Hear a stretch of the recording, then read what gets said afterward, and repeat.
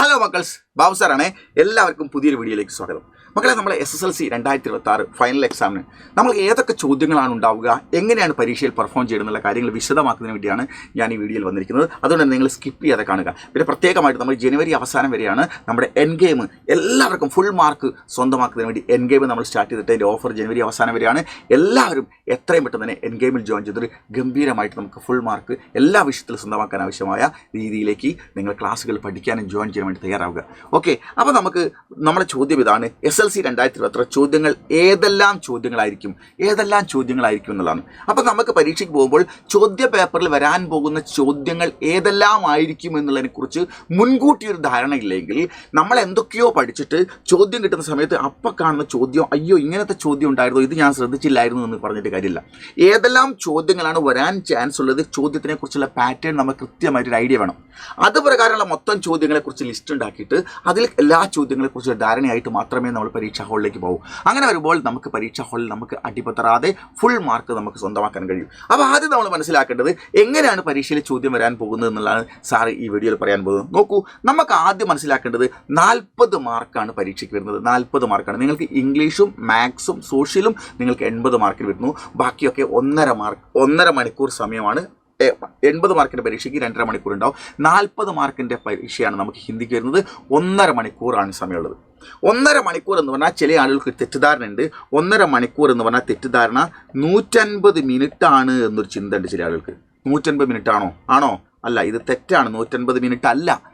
1.5 മണിക്കൂർ എന്ന് പറഞ്ഞാൽ 150 മിനിറ്റ് അല്ല, വെറും 90 മിനിറ്റ് ആണ് എന്നുള്ള കാര്യം നമുക്ക് ഓർമ്മ വേണം. ഓക്കെ, 1 മണിക്കൂർ 60 മിനിറ്റും അരമണിക്കൂർ 30 മിനിറ്റും 90 മിനിറ്റാണ് പരീക്ഷ. അപ്പോൾ ഹിന്ദി പരീക്ഷ എത്ര മിനിറ്റ് ഉണ്ടാവുക? 40 മാർക്ക് 90 മിനിറ്റ്. അതിലൊരു മിനിറ്റ് നമ്മൾ വെറുതെ തിരിഞ്ഞ് കളിച്ച് പോയി കഴിഞ്ഞാൽ നമ്മളൊരു മിനിറ്റ് പോയി. അപ്പോൾ അതുകൊണ്ട് പരീക്ഷ സമയത്ത് ഓരോ മിനിറ്റുകളും വളരെ പ്രധാനപ്പെട്ടാണെന്ന് മനസ്സിലാക്കണം. എന്നിട്ട് നമുക്ക് ആകെ എത്ര ചോദ്യങ്ങൾ ഉണ്ടാവും നമ്മുടെ ചോദ്യത്തിൽ നിന്നാണ്? ഒന്നുകിൽ 16 ചോദ്യമോ അല്ലെങ്കിൽ 17 ചോദ്യമോ ഉണ്ടാവും. ചിലപ്പോൾ 16 ആവാം, ചിലപ്പോൾ 17 ആവാം, ചിലപ്പോൾ അതിൽ നിന്ന് 1-2 എണ്ണം കൂടിയെന്ന് വരാം. പക്ഷേ കോമൺലി നമ്മൾ നോക്കുമ്പോൾ 16 ചോദ്യമോ അല്ലെങ്കിൽ 17 ചോദ്യമാണ് നമുക്ക് കൂടുതൽ കാണാൻ സാധ്യതയുള്ള 40 മാർക്കിൻ്റെ ചോദ്യത്തിൽ. ഓക്കെ, ഈ ചോദ്യങ്ങൾ എങ്ങനെയായിരിക്കും നമ്മൾ മനസ്സിലാക്കുമ്പോൾ ആദ്യം മനസ്സിലാക്കേണ്ടത് പഠിത പാഠഭാഗം ചോദ്യം വരുമ്പോൾ നിങ്ങൾക്ക് പഠിക്കാനുള്ള പാഠഭാഗങ്ങളിൽ നിന്ന് നിങ്ങൾക്ക് 35 മാർക്കിനെ ചോദ്യം വരികയുള്ളൂ. 40 മാർക്കിൻ്റെ പരീക്ഷയിൽ മുഴുവൻ പാഠഭാഗങ്ങളിൽ നിന്ന് കൂടെ 35 മാർക്കിൻ്റെ ചോദ്യങ്ങളെ ഉണ്ടാവുകയുള്ളൂ. ബാക്കി 5 മാർക്ക് അപഠിത പാഠഭാഗമാണ്. നിങ്ങൾ പഠിക്കാത്ത പാഠഭാഗങ്ങളിൽ നിന്നാണ് അവസാനത്തെ 16-ാമത്തെയും 17-ാമത്തെയും ചോദ്യം അല്ലെങ്കിൽ 15-ാമത്തെയും 16-ാമത്തെ ചോദ്യം 5 മാർക്കിൻ്റെ ചോദ്യം വരുന്നത്. 5 മാർക്ക് വരെ, ചിലപ്പോൾ അത് 4 മാർക്കാവാം. 5 മാർക്ക് വരെ, പരമാവധി 5 മാർക്കിൻ്റെ ചോദ്യങ്ങൾ നിങ്ങൾക്ക് ഈ അപഠിത പാഠഭാഗത്തിൽ നിന്നാണ്. അപ്പോൾ അവിടെ നിങ്ങൾ ടെക്സ്റ്റ് ബുക്കായിട്ട് ബന്ധപ്പെട്ടല്ല. അപ്പോൾ ഹിന്ദി വായിക്കാനും എഴുതാനും അറിയാവുന്നവർക്ക് ആ പാരഗ്രാഫ് വായിച്ചതിന് ശേഷം ചോട്ടിൽ കൊടുത്തിരിക്കുന്ന ചോദ്യങ്ങൾക്ക് ഉത്തരം എഴുതാൻ പറ്റുള്ളൂ. ഉത്തരങ്ങളൊക്കെ അവിടെ തന്നെ ഉണ്ടാവും, ആ തന്നിരിക്കുന്ന പാരഗ്രാഫിൽ തന്നെ ഉണ്ടാവും. അതിനെ ആലോചിച്ച് മനസ്സിലാക്കാൻ കഴിയണം. ഓക്കെ, അതിന് പ്രത്യേകിച്ച് എന്തെങ്കിലും പാഠം പഠിച്ചിട്ട് കാണാതെ പഠിച്ചു പോയതൊന്നും കാര്യമില്ല. ഇവിടുന്ന് ചിലപ്പോൾ കവിതാഭാഗമായിരിക്കാം, ചിലപ്പോൾ ഒരു പാരഗ്രാഫ് ആയിരിക്കും തന്നിരിക്കുന്നത്, നമുക്കറിയാൻ പറ്റില്ല. അപ്പോൾ അതുകൊണ്ട് അവിടെ നമുക്ക് ലെറ്റർ വന്നേക്കാം, ഡയറി വന്നേക്കാം, പോസ്റ്റർ വന്നേക്കാം, കോൺവെൻസേഷൻ വന്നേക്കാം, ഒക്കെ വന്നേക്കാം. അപ്പോൾ നമ്മൾ മനസ്സിലാക്കേണ്ടത് അപഠിത പാഠഭാഗങ്ങളിൽ നിന്ന് 5 മാർക്കും പഠിത പാഠഭാഗങ്ങളിൽ നിന്ന് 35 മാർക്കാണുള്ളത്. ഓക്കെ, നമുക്ക് മൊത്തം 12 പാഠങ്ങളാണ് പഠിക്കാനുള്ളത്. 12 പാഠങ്ങളാണ് പഠിക്കാനുള്ളത്. അതിൽ 12 പാഠങ്ങൾ പഠിക്കാനുള്ളതിൽ 6 എണ്ണം കവിതയും 6 എണ്ണം പാഠഭാഗങ്ങളുമാണ്. കവിതകൾ തന്നെ 6 ഉണ്ട്. അപ്പോൾ 6-6 നമ്മൾ പഠിക്കാനുള്ളത്. നോക്കൂ, നമുക്ക് ചോദ്യങ്ങൾ മൊത്തം കവിത ഉൾപ്പെടെ ചോദ്യങ്ങളെ നമ്മൾ സമീപിക്കുമ്പോൾ എങ്ങനെയായിരിക്കും നമുക്ക് 4 മാർക്കിൻ്റെ സ്കോറുള്ള ക്വസ്റ്റ്യൻസ് ഉണ്ട്. 4 മാർക്കിൻ്റെ ചോദ്യങ്ങൾ നമുക്ക് 4 മാർക്കിൻ്റെ ചോദ്യം ഉണ്ടാവും, 3 മാർക്കിൻ്റെ ചോദ്യം ഉണ്ടാവും, 2 മാർക്കിൻ്റെ ചോദ്യം ഉണ്ടാവും, 1 മാർക്കിൻ്റെ ചോദ്യം ഉണ്ടാവും. ഇങ്ങനെയാണ് ഇത്രയും ചോദ്യങ്ങൾ ഉണ്ടാവുക. 4 മാർക്ക്, 3 മാർക്ക്, 2 മാർക്ക്, 1 മാർക്ക്. അപ്പോൾ എത്ര മാർക്കുകളുടെയൊക്കെ ചോദ്യങ്ങളാണ്? 1 മാർക്കിനുണ്ടാവും, 2 മാർക്കിനുണ്ടാവും, 3 മാർക്കിനുണ്ടാവും, 4 മാർക്കിനുണ്ടാവും. ഇത് നമ്മൾ മറക്കരുത്. ഓക്കെ, അപ്പോൾ 4 മാർക്കിൻ്റെ ചോദ്യങ്ങൾ ഏതൊക്കെയാണ് നമ്മൾ നോക്കുക. 4 മാർക്കിൻ്റെ ചോദ്യങ്ങൾ സാധാരണ വരുന്നത് പത്രം 4 മാർക്കാണ് വരുന്നത്. പിന്നെയോ ഡയറി 4 മാർക്കാണ് വരുന്നത്. പോസ്റ്റർ 4 മാർക്കാണ് വരുന്നത്. പടുക്കഥ 4 മാർക്കാണ് വരുന്നത്. വാർത്താലാപ് 4 മാർക്കാണ് വരുന്നത്. ചരിത്രഗത വിശേഷണായും എന്ന് പറഞ്ഞാൽ ക്യാരക്ടർ സ്കെച്ചാണ്, ചരിത്ര ചിത്രൻ, കഥാപാത്ര നിരൂപണം നമുക്ക് ചോദിക്കും 4 മാർക്കിന്. പിന്നെ നമുക്ക് കവിതാക്ക ആസ്വാദൻ ടിപ്പണി, നമുക്ക് പഠിക്കാനുള്ള 6 കവിതകളുണ്ടല്ലോ, അതിനൊക്കെ നമുക്ക് ആസ്വാദൻ ടിപ്പണിയായിട്ട് വന്നേക്കാം. പിന്നെ യാത്രാവൃത്തക്ക അംശം തയ്യാറാക്കണം. ഒരു പക്ഷേ പാഠഭാഗങ്ങളെ ആസ്പദമാക്കിയിട്ടോ അല്ലെങ്കിൽ തരാൻ പോകുന്ന വേറെ ഏതെങ്കിലും പാരഗ്രാഫിനെ ആസ്പദമാക്കിയിട്ടോ നിങ്ങൾക്ക് യാത്രാവൃത്തക്ക അംശം തയ്യാറാക്കണം എന്ന് വന്നേക്കാം. ട്രെയിൻ ബസ് ഏരിയൊക്കെ പാഠത്തേക്ക് ആസ്പദമാക്കിയിട്ട്. അടുത്തത് നമൂനയ്ക്ക് അനുസാർ ഖംബേക്ക് പൂർത്തീകരണം. ചിലപ്പോൾ നിങ്ങൾക്ക് അപഠിത പാഠഭാഗങ്ങളിൽ നിന്ന് പാരഗ്രാഫ് തന്നിട്ട് ചോട്ടിൽ ഒരു എന്തൊരു ബോക്സ് തരും. ഇങ്ങനെ ബോക്സ് തന്നതിന് ശേഷം അതിൽ ഒന്ന് ഉത്തരമുണ്ടാവും, ബാക്കി നമ്മൾ 4 എഴുതണം. ആ രീതിയിൽ നമുക്ക് എന്താക്കാം, ചോദ്യങ്ങൾ വന്നേക്കാം. അപ്പോൾ ഇത്രയും കാര്യങ്ങൾ 4 മാർക്കിൻ്റെ ചോദ്യങ്ങൾ നമ്മൾ കൃത്യമായിട്ട് പഠിക്കണം. അതായത് 10 വരാൻ ചാൻസ് ഉണ്ട്. ഡയറി, പോസ്റ്റർ, പടുക്കഥ, വാർത്താലാപ്, ചരിത്രഗത വിശേഷണയും, കവിതാക്ക് ആസ്വാദന ടിപ്പണി, ഇത്രയും കാര്യം വളരെ ഇമ്പോർട്ടൻ്റ് ആണ്. ഇത് നമുക്ക് ഓരോ പാഠഭാഗങ്ങളിലും ഏതൊക്കെ പാഠഭാഗങ്ങളിൽ കത്ത് വരാനുണ്ട് അവർ ലിസ്റ്റ് തയ്യാറാക്കണം. ഡയറി തയ്യാറാക്കണം, പോസ്റ്റർ തയ്യാറാക്കണം, പടുക്കഥ, വാർത്താലാപ്, ചരിത്രഗത വിശേഷണം, എത്ര കഥാപാത്രങ്ങൾ ഓരോ പാഠഭാഗങ്ങളിലുണ്ട് ലിസ്റ്റ് ചെയ്യണം. അതുപോലെ തന്നെ കവിതകൾ എത്ര ഉണ്ട് അവ ലിസ്റ്റ് ചെയ്തിട്ട് ഓരോന്നിൻ്റെ ആസ്വാദന ടിപ്പണി പഠിക്കണം. അങ്ങനെയാണെങ്കിൽ നിങ്ങൾക്ക് 7 ചോദ്യങ്ങൾ 4 മാർക്കിൻ്റെതായിട്ടുണ്ടാവും. അതിൽ 5 ചോദ്യങ്ങൾക്ക് ഉത്തരം എഴുതണം, 2 ഓപ്ഷൻ ആയിരിക്കും. അപ്പോൾ തന്നെ നിങ്ങൾക്ക് 20 മാർക്ക് ഇവിടെ കിട്ടും. ഈ കാര്യം നിങ്ങൾ പ്രധാനമായിട്ട് ഇത്രയും ഭാഗങ്ങൾ നിങ്ങൾ നോക്കണം. 7 ചോദ്യങ്ങൾ ഉണ്ടാവും, അതിൽ 5 ആൻസർ ചെയ്യണം. 5, 4, 20 മാർക്ക് അവിടെ ഉറപ്പിക്കും. അപ്പോൾ ഒന്നാമത്തെ പാഠം മുതൽ അവസാനത്തെ പാഠം വരെ അതിനെ ലിസ്റ്റ് ഉണ്ടാക്കി ഓർമ്മപ്പെടുത്തും. ഇതൊക്കെ നമ്മൾ എൻ ഗെയിമിലെല്ലാം കൃത്യമായി സെറ്റാക്കിയിട്ട് നമ്മൾ പഠിപ്പിക്കുന്നുണ്ട്. എല്ലാ കാര്യങ്ങളും മനസ്സിലാവും. അവിടെ ഇതൊക്കെ ലിസ്റ്റാക്കി എല്ലാം ഉണ്ട്. നിങ്ങൾ ടെൻഷൻ അടിക്കേണ്ടതില്ല. ഓക്കെ, എന്ന് നോക്ക്, അവിടെ വർക്ക്ഷീറ്റ് നമ്മൾ ചെയ്യുന്നുണ്ട്, എല്ലാ കാര്യങ്ങളും ചെയ്യുന്നുണ്ട്. അപ്പോൾ ഇനി അടുത്തത് നമുക്ക് ഈ പ്രധാനമായിട്ട് നമ്മളെ മാർക്ക് നഷ്ടപ്പെടാതിരിക്കാൻ വേണ്ടി നമ്മൾ ശ്രദ്ധിക്കേണ്ട കാര്യം കവിതയാണ്. പാഠഭാഗങ്ങൾ നമുക്ക് മൊത്തം പഠിക്കാനുള്ളത് 6 പാഠഭാഗങ്ങളും 6 കവിതകളും അടക്കം 12 പാഠമാണ് നമുക്ക് പഠിക്കാനുള്ളത് പറഞ്ഞു. അതിൽ 6 കവിതകളിൽ 2 കവിത ഒന്ന് ഹൈക്കു ആണ്. ഹൈക്കു എന്ന് പറഞ്ഞാൽ കുഞ്ഞൻ കവിതകളാണ്. അതാണ് വരുന്നത്. പിന്നെ ഒന്ന് നമുക്ക് വരുന്നത് നമുക്ക് ദോഹകളാണ്. കബീർദാസിൻ്റെ, തുളസിദാസിൻ്റെ, റഹീമിൻ്റെ ഒക്കെ ദോഹകളാണ് വരുന്നത്, ഈരടികൾ. അപ്പോൾ അതിൽ ആസ്വാദന ടിപ്പണി അതിൽ സാധ്യതകൾ വളരെ കുറവാണ്. അതിൽ ആസ്വാദന ടിപ്പണി എങ്കിൽ പോലും നമ്മൾ ഏറ്റവും പ്രധാനമായിട്ട് പഠിക്കേണ്ടത് നമുക്കൊരു 7 മാർക്ക് സ്വന്തമാക്കാനുള്ളൊരു സംവിധാനം എന്ന് പറയുന്നത് നമ്മൾ ഇതാണ്. അതായത് നിങ്ങൾക്ക് പഠിക്കാനുള്ള കവിതയിലെ തുടർച്ചയായി 4ാമത്തെ പാഠത്തിൻ്റെ പേര് കവിതയാണ് മേരി ദുനിയാക്കെ തമാം ബച്ചേ, അല്ലേ? മേരി ദുനിയാക്കെ തമാം ബച്ചേ, എൻ്റെ ലോകത്തിലെ മുഴുവൻ കുട്ടികളും, അല്ലെ ലോകത്തിലെ എൻ്റെ മുഴുവൻ കുട്ടികളും എന്ന് പറയുന്നത് 4ാമത്തെ പാഠഭാഗം. അതുപോലെ തന്നെ അത് കഴിഞ്ഞാൽ 8ാമത്തെ പാഠം ഏക്ക് തിൻക എന്ന് പറയുന്ന കവിതയാണ്. ഒരു പൊടി കഷ്ണം, അല്ലേ? അതിനാണ് ഏക്ക് തിൻക, അതിൽ കവിതയാണ്. അത് കഴിഞ്ഞാൽ 10ാമത്തത് പൈതൽ ചൽത്താ ഹുവ ആത്മീ, കാൽനടയായി പോകുന്ന മനുഷ്യൻ എന്ന് പറയുന്ന കവിതയാണ്. വളരെ ഇമ്പോർട്ടൻ്റ് ആണ്. അത് കഴിഞ്ഞാൽ ലാസ്റ്റ് 12ാമത്തെ പാഠം സിലാ ബീൻതിയിലടുക്കിയ നെൽക്കതിർ പെറുക്കുന്ന പെൺകുട്ടികൾ എന്നാണ്. ഈ 4 കവിതകളെയും ആസ്വാദന ടിപ്പണി ഒരു 2 A4 ഷീറ്റ് പേപ്പർ എടുത്തിട്ട് അതിൻ്റെ 4 പുറങ്ങളിൽ 4 ആസ്വാദന ടിപ്പണി നിങ്ങൾ കൃത്യമായി എഴുതി വെച്ച് പഠിച്ചു കഴിഞ്ഞാൽ നിങ്ങൾക്ക് ആസ്വാദന ടിപ്പണി ചോദിച്ചു കഴിഞ്ഞാൽ അതുമായി ബന്ധപ്പെട്ട് 4 മാർക്ക് ഉറപ്പായി. കൂടാതെ ഒരു കവിതയുടെ 4 വരി തന്നതിന് ശേഷം ആസ്വാദന ടിപ്പണി മാത്രമല്ല ചോദിക്കുക, 2 മാർക്കിൻ്റെ പാരഗ്രാഫ് ക്വസ്റ്റ്യൻസും ചോദിക്കും. അപ്പോൾ ആ ആസ്വാദന ടിപ്പണി പഠിച്ചാൽ ഈ 2 കൂടി എഴുതാൻ പറ്റും.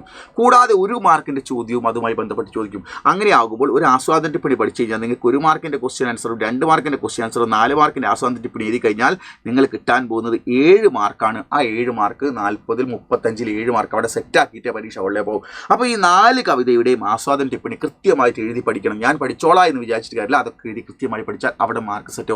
ഇതിലൊന്നും ഉറപ്പാണല്ലോ. അപ്പം നമ്മൾ ആ രീതിയിൽ പ്ലാനിങ്ങോട് കൂടിയിട്ട് എങ്ങനെയാണ് ചോദ്യങ്ങൾ വരിക എന്നുള്ള കൃത്യമായ ഒരു ഐഡിയ വേണം. ഓക്കെ, അപ്പോൾ അതുകൊണ്ട് ഈ കാര്യങ്ങൾ ഞാൻ അതാണ് എടുത്തിരിക്കുന്നത്. 4, 8, 11, 12 ഒരു കാരണവശാലും മറന്നുപോയത്. ഓക്കെ, അപ്പോൾ നമുക്ക് കിട്ടാൻ പോകുന്നത് 7 മാർക്കാണ്. ഇതിൽ 4 മാർക്കിൻ്റെ ഒരു ക്വസ്റ്റ്യനേ ഉള്ളൂ എങ്കിൽ പോലും 2 മാർക്കിൻ്റെ 1 മാർക്കിൻ്റെ ക്വസ്റ്റ്യൻസ് ഇതിലുണ്ട്. ഓക്കെ, പിന്നീട് നമ്മളോട് ചോദിക്കുന്നത് 3 മാർക്കിൻ്റെ ചോദ്യങ്ങൾ വരും. 3 മാർക്കിന് സാധാരണ ഏത് ചോദ്യങ്ങളാണ് ചോദിക്കുന്നത്? 3 മാർക്കിന് സാധാരണ ഒരു ഗ്രാമർ ടൈപ്പ് ചോദ്യങ്ങളാണ് വരുന്നത്. അതായത് നിങ്ങൾ ക്വസ്റ്റ്യൻ ആൻസറൊക്കെ 2 മാർക്കിനാണ് വരാൻ സാധ്യത കൂടുതലുള്ളത്. 3 മാർക്കിൻ്റെ ചോദ്യങ്ങൾ നമുക്ക് ഇങ്ങനെയാണ് വരുന്നത്. സ്കോർ 3, വാക്യക്കോ ആകെ ബഡായേ അല്ലെങ്കിൽ വാക്യ വിസ്താർ കരയും എന്ന ചോദ്യങ്ങൾ വരിക. വളരെ പ്രധാനപ്പെട്ടതാണ്. ഇത് നമുക്ക് 1ാമത്തെ പാഠം മുതൽ അവസാനത്തെ പാഠം വരെ ഏതൊക്കെ പാഠങ്ങളിലേക്ക് വരാൻ പോകുന്നുള്ള ധാരണ ഉണ്ടായിരിക്കണം. അതൊക്കെ നമ്മൾ എൻ ഗെയിമിൽ ലിസ്റ്റായിട്ട് നമ്മൾ പഠിപ്പിക്കുന്നുണ്ട്. നോക്കൂ, അതൊക്കെ എങ്ങനെയാണ്. ഇവിടെ നോക്കൂ, ഷാദീക്ക എന്ന് പറഞ്ഞ വിവാഹത്തിൻ്റെ, ബുലാവ എന്ന് പറഞ്ഞ ക്ഷണം, പതീക്കോ എന്ന് പറഞ്ഞ ഭർത്താവിന്, ഇതിനെ 3 വരിയിലേക്ക് ആഡ് ചെയ്യണം. ഇവിടെ നോക്കൂ, ഹോഷിയാർപൂർ സെ ആയാദ, ഹോഷിയാർപൂർ പഞ്ചാബിലെ സ്ഥലമാണ് ഹോഷിയാർപൂർ. കിഡ്ക്കി എന്നുള്ള പാഠഭാഗത്തുള്ളതാണ്. ഹോഷിയാർപൂർ സെ ആയാദ, ഹോഷിയാർപൂരിൽ നിന്ന് വരുന്നുണ്ടായിരുന്നു. എന്ത്?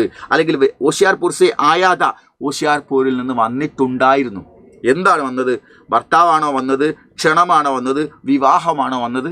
അവിടെ വന്നത് ക്ഷണമാണ്. അപ്പോൾ നമ്മൾ എന്ത് ചെയ്യുന്നു? ഹോഷിയാർപൂർ സെ ബുലാവായ ആയാധ എന്ന് എഴുതണം. ഹോഷിയാർപൂരിൽ നിന്ന് ക്ഷണം വന്നിരുന്നു. ഇത് എന്തിൻ്റെ ക്ഷണമാണ് വന്നത്, അല്ലെങ്കിൽ ആർക്ക് ക്ഷണമാണ് വന്നത് എന്ന് വേണമെങ്കിൽ നമുക്ക് എഴുതാം. നമുക്ക് ഇത് വേണമെങ്കിൽ അടുത്തത് എഴുതാം, ഇത് വേണമെങ്കിൽ എഴുതാം. ഹോഷിയാർപൂരിൽ നിന്ന് ഷാദിക വിവാഹത്തിൻ്റെ ബുലാവാക്ഷണം ആയാത വന്നിരുന്നു എന്നിതാ. അല്ലെങ്കിൽ ഹോഷിയാർപൂർ സേ പതിക്കോ ഭർത്താവിന് ബുലാവായാത ഭർത്താവിന് ക്ഷണം വന്നിരുന്നു എന്നാക്കാം. രണ്ട് വേണമെങ്കിൽ ഇതാ. ഇത് നമുക്ക് ശരിക്കും ഏറ്റവും കുറേ കൂടി ശരി ഹോഷിയാർപൂർ സേ ഷാദിക ബുലാവ ആയാത എന്നാണ്. അടുത്ത വരി നമ്മൾ എഴുതുന്നത് ഹോഷിയാർപൂർ സേ പതിക്കോ ഭർത്താവിന് ഷാദിക ബുലാവ ആയാത. ഇങ്ങനെയാണ് നമ്മൾ ഇതിൻ്റെ അർത്ഥം ഒന്ന് ആലോചിച്ചെഴുതിയാൽ നമുക്ക് കിട്ടാവുന്നത് 3 മാർക്കാണ്. അപ്പോൾ ചോദിക്കും ഈ 3 വരി മാത്രം എഴുതിയാൽ മതിയോ? അല്ല, ഈ ആദ്യത്തെ വരിയും നിങ്ങൾ എഴുതി വെച്ചിരിക്കണം. ഓക്കെ, അങ്ങനെയാണ് ഇതിൻ്റെ. അപ്പം ഇങ്ങനെ നോക്കൂ, ഹോഷിയാർപൂർ സേ ആയാത, ഹോഷിയാർപൂരിൽ വന്നിരുന്നു. ഹോഷിയാർപൂർ സേ ബുലാവ ആയാത, ഹോഷിയാർപൂരിൽ നിന്ന് ക്ഷണം വന്നിരുന്നു. ഇങ്ങനെ വേണമെങ്കിൽ ഇതാ ഹോഷിയാർപൂർ സേ പതിക്കോ ബുലാവ ആയത, ഹോഷിയാർപൂരിൽ നിന്ന് ഭർത്താവിന് ക്ഷണം വന്നിരുന്നു, അല്ലെങ്കിൽ വിവാഹത്തിന് ക്ഷണം വന്നു എന്ന് വേണമെങ്കിൽ ഇതാ 2 മാർക്ക് കിട്ടും.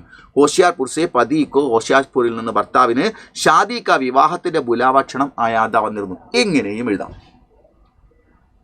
അപ്പോൾ മക്കൾ ഇത് ഓർത്ത് വെക്കണം. ഇങ്ങനെ ഒരു ചോദ്യം 3 മാർക്കിന് വരും. അപ്പോൾ ഒരു സംശയം, ഈ ചോദ്യം മാത്രമാണോ 3 മാർക്കിന് വരുന്നത്? അല്ല, വേറെ രീതിയിലുള്ള ചോദ്യം വരുന്നുണ്ട്, അത് 3 മാർക്ക്. ഇത് കുറച്ചൊരു സങ്കീർണമാണ്.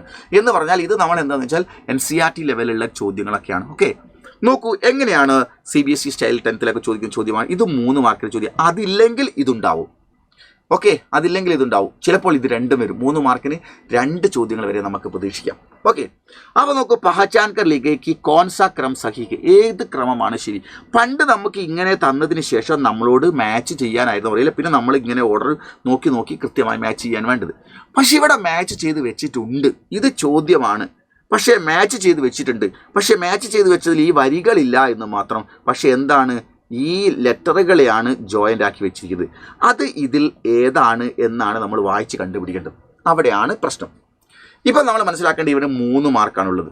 ഓക്കെ, 1, 2, 3, 4 ഓപ്ഷൻ ഇവിടെ കൊടുത്തിട്ടുണ്ട്. അതിലേത് ഓപ്ഷനാണ് ശരിയെന്ന് കണ്ടുപിടിക്കണം. നമ്മൾ ആദ്യം 1 വായിക്കുക, എന്നിട്ട് ഇതിലേതുമായിട്ട് ജോയിൻ്റ് ആവുമെന്ന് നോക്കുക. അത് ഇതിലെവിടെയാണ് ശരിയെന്ന് നോക്കുക. എന്നിട്ട് രണ്ടാമത്തെ നോക്കുക, ഇതിലേതിനാണ് ശരിയെന്ന് നോക്കുക. ആ സാധനം ഇതിലൊക്കെ ഉണ്ട് നോക്കുക. അടുത്തത് നോക്കുക, അത് ഏതുമായിട്ടാണ് ശരിയാവുന്ന നോക്കുക. അത് ഇതിലെല്ലാം നോക്കുക. എങ്ങനെ എല്ലാം ശരിയായ ബ്ലോക്ക് ഏതാണോ അതാണ് നമ്മൾ ചെയ്തേണ്ടത്. നമുക്കിവിടെ നോക്കാം, പഹചാൻ കർ ലിഗേ കി കോൺസാ ക്രം സഹിഹെ, ഏത് ക്രമമാണ് ശരിയെന്ന് നിങ്ങളൊന്ന് മനസ്സിലാക്കുക. നോക്കൂ മക്കളെ, ചോദ്യം ഇതാണ്, കേശവ് കെ മാതാപിത, കേശവിൻ്റെ മാതാവും പിതാവും. റൈറ്റ് സൈഡിൽ ഏതാ വരിക നോക്കുക. ക്രിക്കറ്റ് കളിച്ചത്, കേശവൻ്റെ അപ്പനും അമ്മയും ക്രിക്കറ്റ് കളിച്ചിട്ടുണ്ടോ? ഇല്ല. മസ്ദൂർ ലോകെ, തൊഴിലാളികളായ ആളുകളാണ്. ഉത്തരം ശരിയല്ലേ? ഇനി അതിനേക്കാൾ ശരിയായതുണ്ടോ നമ്മൾ പരിശോധിച്ച് നോക്കുക. നീം കെ പേട് കെ നീച്ചെ ബൈഠത്തെ, വേപ്പ് മരത്തിന് ചോട്ടിൽ ഇരിക്കലാണോ അപ്പനും അമ്മയും? അല്ല. ദാദാജി കെ പാസ് രഹത്തായ, മുത്തശ്ശൻ്റെ അടുത്താണോ താമസിക്കുന്നത് അപ്പനും അമ്മയും? അല്ല. അപ്പോൾ സ്വാഭാവികമായിട്ടും കേശവ് കെ, നമ്മളതിന് ശരിയായ ഉത്തരം തരുന്നത് ക എന്ന് പറയുന്ന ഈ പോയിന്റ് ഉണ്ടല്ലോ. ക എന്ന് പറയുന്ന ഈ പോയിന്റ് നിങ്ങൾ നോക്കൂ.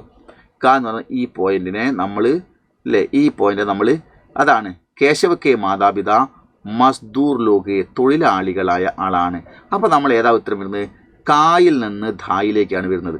ഓക്കെ, കായിൽ നിന്ന് ധായിലേക്കാണ്. അങ്ങനെയാണെങ്കിൽ കായിൽ നിന്ന് ദായിലേക്ക് വരുന്നതിൽ ഇതുണ്ടോ നോക്കിയേ. കായിൽ നിന്ന് ദായിലേക്ക് വരുന്നത് നോക്കൂ അല്ലേ. കായിൽ നിന്ന് ദായിലേക്ക് വന്നത് ഇതിലുണ്ടോ നോക്ക്. ഇവിടെ ശരിക്കും ഈ നോക്കൂ, ഈ കായും ഈ ധായും വരണം. ഇവിടെ ഒന്നാമത്തത് കായും ദാമോദരൻ ദായാണ്, അത് തെറ്റാണ്. ഓക്കെ, ഒന്നാമത്തത് തെറ്റാണ്, കാണുന്നില്ലേ? ഒന്നാമത്തത് തെറ്റാണ്. ഓക്കെ, രണ്ടാമത്തത് കായും ദായും ശരിയാണ്. മൂന്നാമത്തതും ശരിയാണ്. നാലാമത്തെ തായ് തെറ്റാണ്. ഓക്കെ, ഇനി നമ്മൾ അത് കഴിഞ്ഞ് നമ്മൾ നോക്കുക. രണ്ടാമത്തെ കേശവ് ഗാവുമേ, കേശവൻ ഗ്രാമത്തിൽ ക്രിക്കറ്റ് കേൾത്തേത് എന്ന് പറഞ്ഞാൽ ശരിയാകുമോ? കേശവൻ ഗ്രാമത്തിൽ മുത്തശ്ശൻ്റെ അടുത്താണ് താമസിക്കുന്നത്. അവന് ക്രിക്കറ്റും ബോളും ഒന്നുമില്ല. അപ്പനും അമ്മയും വേറെ നഗരത്തിൽ ജോലി ചെയ്യുന്നതുകൊണ്ട് അവൻ അങ്ങോട്ട് പോയത്. അപ്പം നാട്ടുപുറത്തൊന്നും അവൻ കളിച്ചിട്ടില്ല. മസ്ദൂർ ലോകം എന്നുള്ള അപ്പനും അമ്മയ്ക്ക് ഇതിൽ പോയി. ഇനി കേശവ് ഗാവുമേ നീം കെ പേട് കെ നീച്ചെ ബൈഠത്തെ, കേശവൻ അവൻ്റെ ഗ്രാമത്തിലെ കാര്യമാണ് പറയുന്നത്. സിറ്റിയിൽ അപ്പൻ്റെ അമ്മേൻ്റെ അടുത്ത് വന്നപ്പോഴുള്ള കാര്യമല്ല പറയുന്നത്. അവൻ അവിടെ നീം പേട് കെ നീച്ചെ ബൈഠത്തെ, ഒരിക്കലും അവൻ അവൻ്റെ നാട്ടിൽ വേപ്പ് മരത്തിൻ്റെ ചോട്ടിലിരുന്നിട്ടില്ല. അവൻ നഗരത്തിലേക്ക് വന്നപ്പോൾ, മാതാവിൻ്റെ പിതാവിൻ്റെ അടുത്ത് വന്നപ്പോൾ, അവിടെ ജോലി സ്ഥലത്ത് വന്ന സമയത്ത് അടുത്തൊരു കോളനിയിലാണ് കുട്ടികൾ കളിക്കുന്നത് കണ്ട് അവിടുത്തെ വേപ്പ് മരത്തിൻ്റെ ചോട്ടിലാണ് പോയിരുന്നത്. അത് അവൻ്റെ നാടല്ല. പിന്നെന്താ വരിക? കേശവ് ഗാവുമേ, കേശവൻ ഗ്രാമത്തിൽ ദാദാജി കെ പാസ് രഹത്താ, മുത്തശ്ശൻ്റെ അടുത്താണ് താമസിച്ചത്. അതാണ് ഏറ്റവും കൂടുതൽ കറക്റ്റ്. നമ്മൾ പെട്ടെന്ന് ഇതിൽ വീണു പോകും. വേപ്പ് മരത്തിന് ചോട്ടിൽ അവൻ ഇരുന്നിട്ടുണ്ട്, പക്ഷെ അത് അവൻ്റെ നാട്ടിൽ കളിച്ചിട്ടല്ല, അത് നഗരത്തിൽ വെച്ചാണ്. അപ്പം നാട്ടിലെ കാര്യമാണ് കേശവ് ഗാവുമേ ദാദാജി കെ പാസ് രഹത്താ. അപ്പം നമുക്ക് രണ്ടാമത്തെ ഉത്തരം വരുന്നത് ഈ ഖായുടെ ഉത്തരം വരുന്നത് ഏതാണ്? ഈ ധായിലാണ്. ഓക്കെ, ഈ ധായിലാണ്. അപ്പോൾ നമുക്ക് ഉത്തരം എങ്ങനെ വരുന്നു? 2-ൽ നിന്ന് ഇതിലേക്കാണ് 4-ലേക്കാണ് വരുന്നത്. അതേതിലുണ്ട് നോക്കൂ, കായും തായ്. ഇത് തായാണ്, ഇത് തെറ്റാണ്, ഇത് ശരിയാണ്, ഇത് താ തെറ്റാണ്, ഈ ഖാദ ശരിയാണ്. അപ്പോൾ 2 ശരിയുണ്ട് അവിടെ. ഒന്നാമത്തിന് 2 ശരി, മൂന്നാമത്തിന് 2 ശരിയുണ്ട്. ഇനി അടുത്തത് നമ്മൾ നോക്കൂ. അടുത്തത് കോളനിക്കെ ബച്ചെ. കോളനിയിലെ കുട്ടികൾ, ഏത് സിറ്റിയിലെ നഗരത്തിലെ അപ്പനും അമ്മയും ജോലി ചെയ്യുന്ന തൊട്ടടുത്തുള്ള നഗരത്തിലെ കോളനിക്കെ ബച്ചെ, കോളനിയിലെ കുട്ടികൾ ക്രിക്കറ്റ് ഖേൽത്തേതേ, ക്രിക്കറ്റ് കളിക്കാറുണ്ടായിരുന്നു. മസ്ദൂർ ലോക്ക് നമ്മൾ ഉപയോഗിച്ച് കഴിഞ്ഞു. നീം കെ പേട് കെ നീച്ചെ ബൈഠത്തെ, അവർ വേപ്പുമരത്തിൻ്റെ ചോട്ടിലിരിക്കുന്നു. അവർ കളിക്കുന്നത് കാണാൻ വേണ്ടി നാട്ടിലെത്തിയപ്പോൾ, നഗരത്തിലെത്തിയപ്പോൾ നമ്മുടെ കേശവ് അവിടെ ഇരിക്കുകയാണ് ചെയ്തത്. അപ്പോൾ വേപ്പുമരത്തിന് ചോട്ടിലിരുന്നത് കേശവാണ്, പക്ഷെ അത് നാട്ടിലല്ല, നഗരത്തിലാണ്. അങ്ങനെ വരുമ്പോൾ ഇവിടെ നമ്മൾ കോളനിയിലെ കുട്ടികൾ ക്രിക്കറ്റ് കളിക്കുന്നു എന്നുള്ളത് നമുക്ക് ഇതിനാണ് ഉത്തരം ശരി വരുന്നത് അല്ലേ. കോളനിയിലെ കുട്ടികൾ ക്രിക്കറ്റ് കളിക്കുന്നു, ഇതാണ് ഗ അല്ലേ.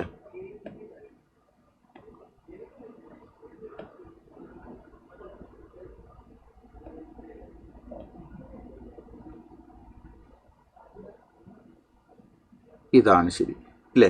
അപ്പോൾ നമുക്ക് ഏത് വരും? ഈ താ വരും. അപ്പോൾ നമ്മൾ ഈ കായിൽ നിന്ന് തായിലേക്ക് ഏതാ വരിക? ഇതാണ് അടയാളം. അപ്പോൾ ഗായും തായും, ഒന്നാമത്തേത് തെറ്റാണ്, രണ്ടാമത്തേത് ശരിയാണ്, മൂന്നാമത്തേത് തെറ്റാണ്, നാലാമത്തേത് തെറ്റാണ്. അപ്പോൾ നിങ്ങൾ നോക്കൂ, ഒരു കോളത്തിൽ 3 എണ്ണത്തിന് ശരി വന്നിരിക്കുന്നു. അപ്പോൾ നമ്മൾ ഏത് ബോക്സാണ് ഇത്, ഏതാണ് ഇതിൻ്റെ ഓപ്ഷൻ? ഈ ഓപ്ഷൻ മൊത്തം എഴുതുമ്പോഴാണ് നിങ്ങൾക്ക് 3 മാർക്ക് കിട്ടുന്നത്. ഇത് ഒരു കാരണവശാലും എഴുതാൻ പോവേണ്ട, ഇതിങ്ങനെ മനസ്സിലാക്കിയാൽ മാത്രം മതി. ഓക്കെ, നമ്പർ ഇട്ടിട്ട് എഴുതേണ്ടത് ഇതാണ്. ഓക്കെ, ഇവിടെ നിങ്ങൾ നേരെ എഴുതാനൊന്നും പോകണ്ട, ഇത് മനസ്സിലാക്കിയാൽ മതി. ഇത് വളരെ ശ്രദ്ധിക്കേണ്ട ചോദ്യമാണ്. ഓക്കെ, 3 മാർക്കിന് ചോദിക്കുന്ന 2 തരം ചോദ്യങ്ങളാണ് പറഞ്ഞത്. ആ 2 തരം ചോദ്യങ്ങൾ നമുക്ക് പ്രതീക്ഷിക്കാം. അല്ലാതെ ചോദ്യങ്ങൾക്ക് പാഠഭാഗങ്ങളിൽ നിന്നുള്ള ക്വസ്റ്റ്യൻ ആൻസറുകൾ 3 മാർക്കിന് സാധാരണ വരുന്നില്ല. പിന്നെ നമുക്ക് 2 മാർക്കിൻ്റെ ചോദ്യങ്ങൾ വരുന്നുണ്ട്. അതും ഗ്രാമർ ടൈപ്പ് ചോദ്യങ്ങൾ എങ്ങനെ വരുന്നു? വളരെ ഈസി ആയിട്ട് തന്നിരിക്കുന്ന പാരഗ്രാഫിൻ്റെ ചോട്ടിലോ മറ്റോ ഒക്കെ ആയിട്ട് വരുന്ന ചോദ്യമാണ് ഇങ്ങനെ. നിമ്നലിഖിത്, താഴെ തന്നിരിക്കുന്ന വാക്യങ്ങളുടെ രേഖാങ്കിത സർവനാമം. താഴെ തന്നിരിക്കുന്ന സെൻറ്റൻസിൽ സർവനാമമുണ്ട്. ആ സർവനാമങ്ങൾ മേം എന്ന് പറയുന്നത് വഹ് എന്നുള്ളതും കിസ് കിസ് കി ഓർ സങ്കേത് കർത്തെ, എന്തിലേക്കാണ് വിരൽ ചൂട്ടുന്നത് അല്ലെങ്കിൽ ആരിലേക്കാണ് വിരൽ ചൂണ്ടുന്നത്. തന്നിരിക്കുന്ന സെൻറ്റൻസ് നോക്ക്. അചാനക്, പെട്ടെന്ന്, ഉസ്നെ, അവൻ, മേരെ, എൻ്റെ, പൈർ, കാല്, ദബാനെ, തിരുമാൻ, ശുരു, കർദി, ആരംഭിച്ചു. പെട്ടെന്ന് അദ്ദേഹം എൻ്റെ കാല് തിരുമാൻ ആരംഭിച്ചു. ഞാനൊരു അധ്യാപകനാണ്, റിട്ടയർഡായി എന്ന് പറഞ്ഞപ്പോൾ ഇവിടെ റൈൻ ബസേരയിലെ രാത്രിയിൽ പാകൽ വന്ന സമയത്തുള്ള അവസ്ഥയാണ്. അപ്പോൾ ഇവിടെ നോക്കൂ, അചാനക് പെട്ടെന്ന്, ഉസ്നെ എന്നുള്ളതിൽ ഒരു സർവനാമുണ്ട്. ഇവിടെ ഏതാ ചോദിച്ചത്? മേം എന്നും വഹെന്നും. ഇവിടെ ഉസ്നെ എന്നുള്ളതിൻ്റെ അകത്തുനിന്ന് നേ വെട്ടിക്കഴിഞ്ഞാൽ എന്താ കിട്ടുക? സ്വാഭാവികമായിട്ടും വഹാണ് ഉണ്ടാവുക. അത് നമ്മൾ മനസ്സിലാക്കിക്കൊള്ളണം. നമ്മൾ വഹ് തിരഞ്ഞു നടക്കും. ഈ സെൻറ്റൻസിൽ എവിടെയാ വഹ്? താഴെ തന്നിരിക്കുന്നതിലെ വഹ് എവിടെയാ? അണ്ടർലൈൻ ചെയ്ത വഹ്, അത് മേം ഓർ വഹ്. അതാ രേഖാങ്കിത സർവനാമം, രേഖ അടയാളപ്പെടുത്തിയ സർവനാമം മേമും വഹും. നമ്മൾ മേം വഹു നോക്കി നടക്കും. ഇതിനകത്ത് മേമും ഇല്ല, വഹും ഇല്ല. പക്ഷേ ഉസ്നെ എന്നുള്ളതിൻ്റെ അകത്ത് നിന്ന് നേ വെട്ടിക്കഴിഞ്ഞാൽ എന്ത് കിട്ടും? ഉസ്സാണോ കിട്ടുക? വഹാണ് കിട്ടുന്നത്. മേരെ എന്നുള്ളത് മേം പ്ലസ് കെ ആണ്. കെ വെട്ടിക്കഴിഞ്ഞാൽ എന്താ കിട്ടുക? മേം. അപ്പോൾ നോക്കൂ, ഉസ്നെ എന്നുള്ളത് വഹായി മാറുന്നു, മേരെ എന്നുള്ളത് മേ ആയി മാറും. ഇവിടെ ആരാണ്? അദ്ദേഹം എൻ്റെ കാലിൽ തിരുമാൻ തുടങ്ങി. ഈ അദ്ദേഹം ആരാണ്? അദ്ദേഹം? അത് പാകലാത്മ്യാണ്. അപ്പോൾ നമ്മൾ ഉത്തരം എന്ത് ചെയ്തേണ്ടത്? മേ എന്നുള്ളിടത്ത് മേം എന്ന് പറയുന്നത് ആരാണ്? ഞാനാണ്. ആരാണ് ഞാൻ? ഈ അമൃതലാൽ ബേഗഡാണ്. അമൃതലാൽ ബേഗഡാണ് അല്ലേ. ഒന്നാമത്തേത് നമ്മൾ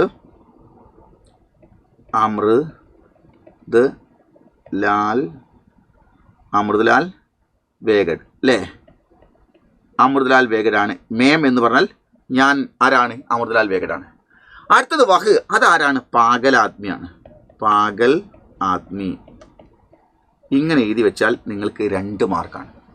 ഞാൻ അമൃതലാൽ ബേഗൽ, വഹ് പാഗലാത്മി. ഇത് എഴുതി വെക്കണം, മറന്നു പോയത്. ഇങ്ങനെ ഉറപ്പായിട്ടും 2 മാർക്കിൻ്റെ ചോദ്യം ഉണ്ടാവും. ഓക്കെ, പിന്നീട് നമുക്ക് 1 മാർക്കിന് വരുന്ന ചോദ്യം എന്താണെന്നറിയോ? 1 മാർക്കിന് നമ്മൾ പാഠഭാഗത്തിൻ്റെ ഒരു കവിതയുടെ പേര് തന്നിട്ട് ആ കവിത ആരാണ് എഴുതിയത് എന്നൊക്കെ ചോദിച്ചേക്കാം. അല്ലെങ്കിൽ അല്ലാതെ ചെറിയ ചെറിയ ചോദ്യങ്ങളും വന്നേക്കാം, ഉത്തരം എഴുതാൻ പറ്റുന്ന ബ്രാക്കറ്റിൽ നിന്ന്.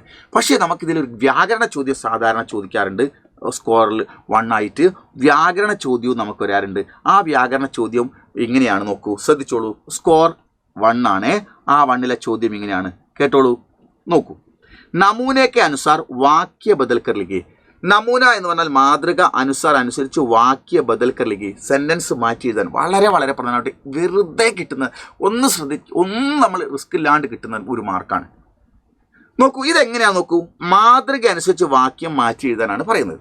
നോക്കൂ, ഗാവുമേ ഗ്രാമത്തിൽ കോയി യാതൊരുവിധ ജമീൻ ഭൂമിയും നെഹി ദി ഇല്ലായിരുന്നു. നാട്ടിൻ പുറത്ത് എനിക്ക് മണ്ണേ ഇല്ലായിരുന്നു. ഇതേതാണ് ദില്ലിമേ ഉനീന്ദേ എന്ന് പറയുന്ന പാഠത്തിൽ ഗഗൻഗിൽ എന്ന് പറയുന്ന യാത്രക്കാരി ബുക്ക് വാങ്ങി ഓട്ടോയിൽ കയറുന്ന സമയത്ത് രാജാറാം പറയുന്നതാണ്, എനിക്ക് നാട്ടിൽ മണ്ണൊന്നുമില്ലായിരുന്നു. ഗാവുമേ കൊയ് ജമീൻ നെഹിദി, ഗ്രാമത്തിൽ മണ്ണൊന്നുമില്ലായിരുന്നു, ഭൂമിയൊന്നുമില്ലായിരുന്നു. ഇതേ സെൻറ്റൻസ് തന്നെയാണ് ഈ സെൻറ്റൻസ്, പക്ഷെ ഒരൊറ്റ വ്യത്യാസമേ ഉള്ളൂ. നാട്ടിൽ കോയി ജമീൻ നെഹിദി, യാതൊരു മണ്ണുമില്ലായിരുന്നു, ഭൂമിയുമില്ലായിരുന്നു. ദി ആണ് ഇവിടെ കൊടുത്തത്, പൂർണ്ണ ബോധകാലാണ്. എന്നാൽ ഈ സെൻറ്റൻസിനെ വാക്കുമ്പോൾ ഗാവുമേ കോയി ജമീൻ നെഹി ഹേ എന്നാക്കി. ഇവിടെ ദീക്ക് പകരം ആയിരുന്നു, ഉണ്ടായിരുന്നു എന്നുള്ളതിന് പകരം ഹേ, ആകുന്നു, ഉണ്ട് എന്നുള്ള ചേർത്തു. അപ്പോൾ ഈ സെൻറ്റൻസിനെ മാതൃക അനുസരിച്ച് നിങ്ങൾ ഇങ്ങനെയാക്കി വെച്ചിട്ടുണ്ട് എങ്കിൽ അടുത്ത തന്നിരിക്കുന്ന സെൻറ്റൻസിനെ എങ്ങനെയാണോ അതിനെ ഇതുപോലെ മുകളിൽ പറഞ്ഞതുപോലെ ആക്കുകയാണല്ലോ വേണ്ടത്. മുകളിൽ പറഞ്ഞതുപോലെ ആക്കുകയാണല്ലോ വേണ്ടത്. ഇവിടെ നോക്കൂ, ഈ സെൻറ്റൻസിനെ ഇങ്ങോട്ടെടുത്ത് മാറ്റിയപ്പോൾ ദി മാറ്റി ഹേ വെച്ചെങ്കിൽ ഈ സെൻറ്റൻസിൽ ദായാണുള്ളത്. ആ സെൻറ്റൻസ് മൊത്തം എടുത്ത് അപ്പുറം കൊണ്ടുപോവുക, ദാ മാറ്റിയിട്ട് നമ്മൾ അവസാനം ഹേ മുകളിൽ പറഞ്ഞതുപോലെ ഹേ ചേർത്താൽ പോരെ. ഇവിടെ മുകളിൽ പറഞ്ഞതുപോലെ ഒരു ഹേ ഇവിടെ ചേർത്താൽ പോരെ. ഓക്കെ, അപ്പോൾ ഉത്തരമായി. ഇതിനെ എടുത്തിട്ട് എന്താക്കുക, നമ്മളെടുത്തിട്ട് ഇങ്ങോട്ടേക്ക് എഴുതുകയും ചെയ്യാം. ഇങ്ങനെയാണ് ഇതിന് മാർക്ക് കിട്ടുക. അപ്പോൾ നമ്മൾ ഒരു ടെൻഷനും വേണ്ട. ഇത് നമുക്ക് വെറുതെ ഇവിടെ എന്ത് മാറ്റം, ഈ വരിയും ഈ വരി, എനിക്ക് ശ്രദ്ധിക്കേണ്ടത് ഈ വരിയും ഈ വരിയും തമ്മിൽ എന്ത് മാറ്റമാണുള്ളത് എന്ന് നമ്മൾ നോക്കേണ്ടത്. ഈ വരിയും ഈ വരിയും ഈ വരിയും തമ്മിൽ എന്ത് മാറ്റം. അപ്പോൾ നിങ്ങൾ മനസ്സിലാവും ഇവിടെയാണ് മാറിയത്. അപ്പോൾ ഇവിടെ മാറ്റം ഉണ്ടായത് ഇതിനെ എടുത്തിട്ട് ഇതാണ് വെച്ച് കൊടുത്തെങ്കിൽ ഈ സെൻറ്റൻസിനെ മൊത്തം ഇങ്ങോട്ട് എടുത്തിട്ട് ഇവിടെ ഉള്ളതിന് പകരം ഇതെടുത്ത് മാറ്റി കൊടുത്താൽ മതി. അപ്പോൾ ഒരു മാർക്കാണ് നമുക്ക് കിട്ടുന്നത്. ദില്ലിമേ ജാന ചാഹത്താദ, ഡൽഹിയിൽ പോകാൻ ആഗ്രഹിച്ചിട്ടുണ്ടായിരുന്നു എന്നുള്ളത് ദില്ലിമേ ജാന ചാഹത്താഹേ, ഡൽഹിയിൽ പോകാൻ ആഗ്രഹിക്കുന്നു എന്ന ഉത്തരമാണ് വരിക. ഓക്കെ മക്കളെ, ഇത് ഒരു മാർക്കിൻ്റെ ചോദ്യമാണ്. ഇനി ഒരു മാർക്കിൻ്റെ വേറെ ടൈപ്പ് ചോദ്യം നോക്ക് നിങ്ങൾ. ഇത് കൺഫ്യൂഷനായി പോകും. നിങ്ങൾ വിചാരിക്കും ഇത് ഒരു വലിയ മാർക്ക് കുറേ കിട്ടാനുണ്ട്. സത്യത്തിൽ ഇതിന് ഒരു മാർക്കേ ഉള്ളൂ, ഒരു മാർക്കേ ഉള്ളൂ. എന്താണ് ചോദ്യം? ഇവിടെ ഒരു സാധനമുണ്ട്, ഇവിടെ ഒന്നുണ്ട്, ഇതിലിവിടെ 3 എണ്ണം കൊടുത്തിട്ടുണ്ട്. ഇതിൽ ഏതോ ഒന്ന് മാത്രമേ ഇതിൽ ശരിയുള്ളൂ, ബാക്കി ഒന്നിന് തെറ്റാണ്. എന്ന് പറഞ്ഞാൽ ഇതിന് ശരിയുള്ളതും ഉണ്ടാവുക, ഇതിന് ശരിയുള്ളതും ഉണ്ടാവില്ല. അതിൽ ഏതോ ആദ്യത്തെ കുളത്തിലെ ഒന്നിൻ്റെ ശരി മാത്രമേ ഇതിൽ 3-ൽ ഏതെങ്കിലും ഒന്നുള്ളൂ, രണ്ടാമത്തതിന് കാണില്ല. അല്ലെങ്കിൽ ഒന്നാമത്തതിന് കാണില്ലെങ്കിൽ രണ്ടാമത്തത് കാണും, രണ്ടാമത്തിന് കാണില്ലെങ്കിൽ. എന്ന് പറഞ്ഞാൽ ഇതിൽ ഏതെങ്കിലും ഒരെണ്ണത്തിന് മാത്രമേ ഇതിൽ ഏതോ ഒന്ന് ശരിയായി കാണുകയുള്ളൂ. അപ്പോൾ ഒന്ന് ശരിയായി കഴിഞ്ഞാൽ മറ്റേതിനെ നോക്കേണ്ടതില്ല. Okay, yes. എങ്കിലും നമുക്ക് ഏറ്റവും ശരി ഇതുപോലെ ശരിയാണോ മറ്റേത് നോക്കുമ്പോൾ ഏറ്റവും ശരി ഏതാണെന്ന് നോക്കണം. ശ്രദ്ധിച്ചോളൂ.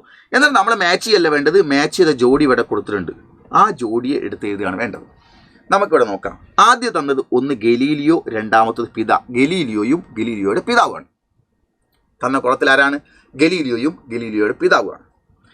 ഇനി ഗലീലിയോയ്ക്ക് അനുയോജ്യമായ വരികൾ ഇതിലുണ്ടോ നോക്കണം, അല്ലെങ്കിൽ പിതാവിന് അനുയോജ്യമായ വരികൾ ഇതിലുണ്ടോ നോക്കണം. ഏതായാലും ഒന്നേ ഉണ്ടാവും. നോക്കൂ, എന്നിട്ട് ആ ഓപ്ഷൻ ഏതാണെന്ന് വെച്ചാൽ അടുത്ത് എഴുതണം. നോക്കൂ, ഇവിടെ നമുക്ക് ആദ്യം നോക്കാം. ഗലീലിയോ ഡോക്ടർ ബനാന ചാഹത്തേ. ഗലീലിയോ ഡോക്ടർ ആവാൻ ആഗ്രഹിച്ചിട്ടുണ്ടോ? ഇല്ല, ഗലീലിയോ ഡോക്ടർ ആവാൻ ആഗ്രഹിച്ചിട്ടില്ല. ഗലീലിയോ ബച്പൻ സേ ആലസീതേ. ഗലീലിയോ കുട്ടിക്കാലം മുതൽ അലസനായിരുന്നു എന്ന്. ആണോ? അല്ല. അദ്ദേഹം ഭയങ്കരമായ കാര്യങ്ങൾ, കണ്ടുപിടുത്തങ്ങൾ നടത്താൻ വേണ്ടി വ്യഗ്രത കാട്ടി ആത്മാർത്ഥമായി തിരക്ക് പിടിച്ച് എല്ലാ പരീക്ഷകളും നടക്കുന്ന വിദ്യാർത്ഥിയായിരുന്നു. അപ്പോൾ അതുമല്ല. ഗലീലിയോ മഹാൻ വൈജ്ഞാനികതേ.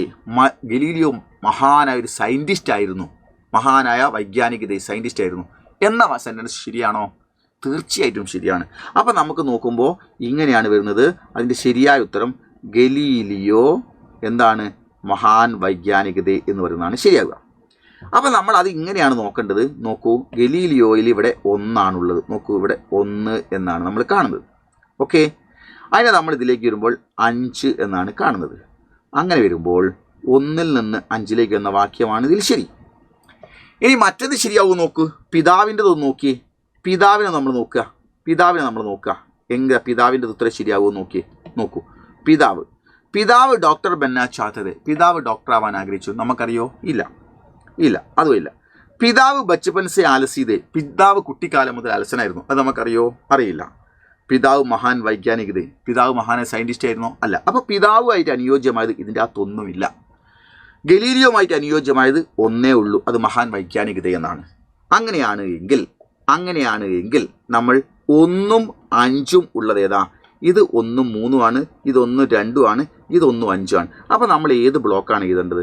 നമ്മൾ ഈ ബ്ലോക്ക് എടുത്തിട്ടാണ് നമ്മൾ എഴുതേണ്ടത്. പരീക്ഷയുടെ നമ്പർ എത്രാമത്തെ ചോദ്യമാണോ ആ നമ്പർ ഇട്ട് ഇങ്ങോട്ട് എഴുതണം. ഇങ്ങനെ ഇത് എഴുതുമ്പോൾ നിങ്ങൾക്ക് കിട്ടുന്നത് 1 മാർക്കാണെന്ന് മനസ്സിലാക്കണം. ഇതാണ് ഒരു ചോദ്യം. ഓക്കെ, ഈ ടൈപ്പ് ചോദ്യങ്ങൾ വന്നാലും നോക്കൂ, ഈ ടൈപ്പ് ചോദ്യങ്ങൾ വന്നാലും നിങ്ങൾക്ക് 1 മാർക്കാണ്, ഈ ടൈപ്പ് ചോദ്യങ്ങൾ വന്നാലും 1 മാർക്കാണ്. പിന്നെ 1 മാർക്കിന് ചോദിക്കുന്ന സാധാരണ വ്യാകരണ സംബന്ധമായ ചോദ്യങ്ങൾ ഇതിങ്ങനെയാണ്. നോക്കൂ, വിശേഷൺ ശബ്ദ കോൻസാഹെ, നിങ്ങളോട് വിശേഷണ ശബ്ദം ഏതാണെന്ന് ചോദിക്കും. അങ്ങനെയാണെങ്കിൽ ഇവിടെ 2 വാക്കാണ് തന്നിരിക്കുന്നത്, സാരാ സാമാൻ. ഇസ്മേ വിശേഷൺ ശബ്ദ കോൻസായി. സാര എന്ന് പറഞ്ഞാൽ മുഴുവൻ, സാമാൻ എന്ന് പറഞ്ഞാൽ വസ്തു. ഇത് അഡ്ജക്റ്റീവാണ്, ഇത് നൗണാണ്. എന്ന് പറഞ്ഞാൽ എന്താണ് വിശേഷണം എന്ന് പറഞ്ഞാൽ അഡ്ജക്റ്റീവാണ്. ഇത് ചിലപ്പോൾ 2 വാക്ക് തന്നിട്ട് ചോദിക്കും. 2 വാക്ക് തന്നാൽ നമുക്ക് സ്വാഭാവികമായിട്ടും ആദ്യത്തെ വാക്കായിരിക്കും. കാരണം 2 വാക്ക് നൗണിന് മുൻപേ ആണ് അഡ്ജക്റ്റീവ് ഒക്കെ ഉണ്ട്, നൗണിന് മുൻപാണ് അഡ്ജക്റ്റീവ് ഒക്കെ ഉണ്ട്. ഓക്കെ, നമ്മൾ പച്ചപ്പുല്ല്, അതിലേതാ വിശേഷണം? പച്ച എന്നാണ്. നമ്മൾ പുല്ല് പച്ച എന്ന് പറയില്ലല്ലോ, ഇല്ല. ഗുഡ് ബോയ് ഏതാണ് വിശേഷണം? ഗുഡ് എന്നാണ് പറയുന്നത്. ഓക്കെ, അപ്പോൾ നമ്മൾ അങ്ങനെ പറയുന്ന സമയത്ത് നമ്മൾ ചോട്ട ആദ്മി ഏതാണ് നമ്മൾ പറയുന്നത്? ചോട്ട ആദ്മി. അപ്പോൾ നൗണ് പിന്നീടാണ് വരുന്നത്. അപ്പോൾ ആദ്യം പറയുന്ന വാക്കായിരിക്കും അഡ്ജക്റ്റീവ്. അപ്പോൾ 2 വാക്ക് എന്നാൽ നമുക്ക് അർത്ഥം ടെൻഷനൊന്നും വേണ്ട, നമുക്ക് ഒന്നാമത്തെ എടുത്ത് എഴുതിയാൽ മതി. ഇവിടെ സാര എന്നാണ്. പക്ഷേ ഇതുപോലെ 2 വാക്ക് തരാതെ സിംഗിൾ ആയിട്ടുള്ള 4 വാക്കുകൾ തന്നിട്ട് അതിൽ നിന്ന് എഴുതാൻ പറയും. അപ്പോൾ നമ്മൾ എന്താണ് അഡ്ജക്റ്റീവ് എന്നുള്ള ബോധമാണ്. അഡ്ജക്റ്റീവ് എന്ന് പറഞ്ഞാൽ ഏതെങ്കിലും വ്യക്തിയുടെയോ വസ്തുവിൻ്റെയോ സ്ഥലത്തിൻ്റെയോ സാധനത്തിൻ്റെയോ നെയിമല്ല, അതിൻ്റെ ക്വാളിറ്റി പറയാൻ ഉപയോഗിക്കുന്ന വാക്ക്. അത് ഗുഡ് ആവട്ടെ ബാഡ് ആവട്ടെ, ആ വാക്കുകളെ നമ്മൾ എന്ത് പറയുന്നത്? അഡ്ജക്റ്റീവ് എന്ന് പറയുന്നത്. ഇതൊക്കെ നമ്മൾ കൃത്യമായിട്ട് ലിസ്റ്റ് ഔട്ട് ചെയ്തിട്ട് നമ്മളെ എൻഡ് ഗെയിമിൽ, നമ്മളെ ലാസ്റ്റുള്ള എൻഡ് ഗെയിമിൽ കൃത്യമായിട്ട് ലിസ്റ്റ് ഔട്ട് ചെയ്തിട്ട് എല്ലാ സാധനത്തിൻ്റെയും പേര് കൊടുക്കുന്നുണ്ട്. അതൊക്കെ നമുക്ക് ബാച്ചിൽ ജോയിൻ ചെയ്ത് നിങ്ങൾക്ക് കൂടുതൽ കാര്യങ്ങൾ മനസ്സിലാക്കാൻ പറ്റും. അപ്പോൾ ഇത്തരം കാര്യങ്ങളൊക്കെ ഞാനിന്ന് പറഞ്ഞ കാര്യങ്ങളൊക്കെ ഒരു ഐഡിയ വെച്ചിട്ട് വേണം നിങ്ങൾ പഠിക്കാൻ.